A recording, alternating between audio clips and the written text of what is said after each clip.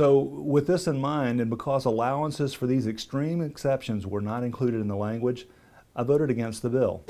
You know how right-wing politicians are always talking about how the LGBTQ community is corrupting our kids, stealing their innocence? And you always walk away from those videos or those comments feeling like they're projecting a bit. You always walk away feeling like, I don't think the LGBTQ community is doing that. But I do get the weird feeling that you're doing that. Well, there are a couple of examples, and by a couple, I mean there are so many examples. And here's a really good one. You're not crazy. They are projecting. You're just picking up on it. The latest attack came from an edited viral video of a remark I made in a House committee hearing.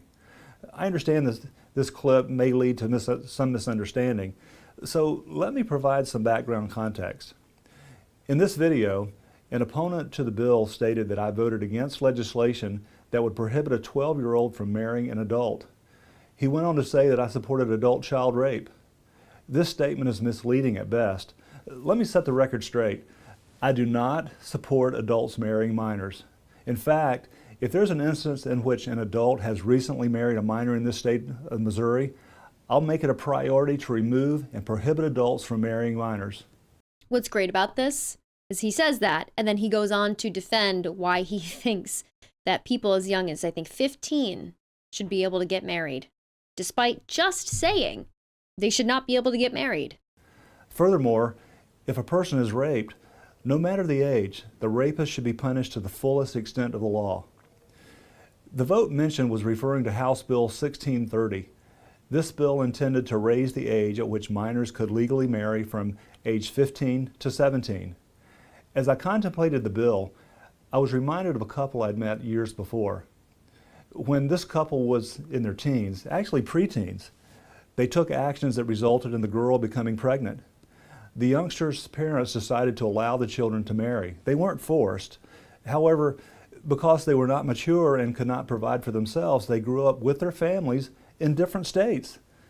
After a number of years, when the children became adults and were able to care for themselves, they began to live together.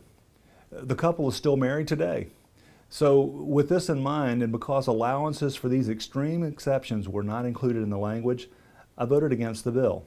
Listen, I don't have any more details than what he gives in this example, and I'm not the parent of either of those children. And it's not so much that they weren't forced to get married, it's more so, couldn't you make that decision at that age? Can you really be responsible for making the decision to get married as a preteen?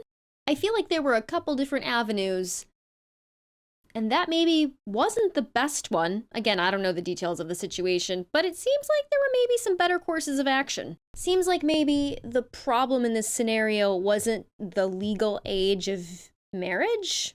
Also seems like that's probably a horrible reason to vote against raising the minimum age for marriage. This also seems like an issue that is way more relatable to the possible corruption of children than the existence of the LGBTQ community could ever be. And whether it's something like this, or talking about trans rights or gay rights and the legal age for children to get married, it seems like what Republicans really want to focus on is the sexual orientation and sexual activity of children.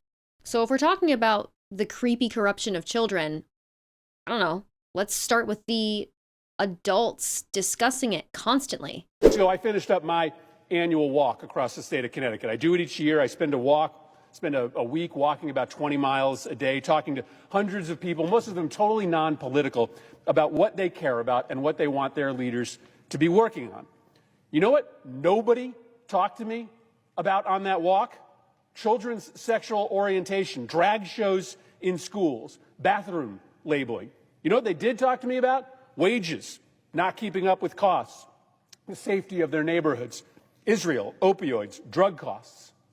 This obsession that Senator Marshall and Senator Cruz and their right-wing allies have with the sexual orientation of our kids is so divorced from what people are actually talking about in this country.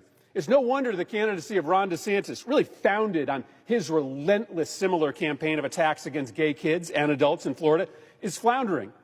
Because even primary voting Republicans think that this obsession that Republicans have with children's sexual orientation or gender identity is just super creepy and super weird.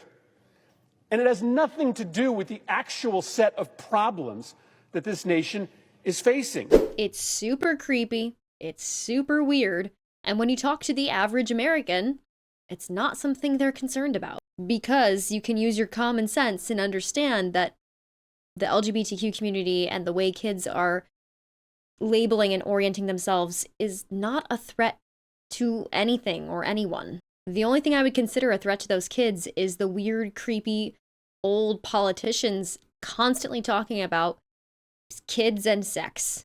You creepy. Thank you so much for watching. If you want to check out some of my content that isn't news related, you can always check out my personal YouTube page at Bad Gamer Wyatt. And until then, I will see you in the next video. Thank you.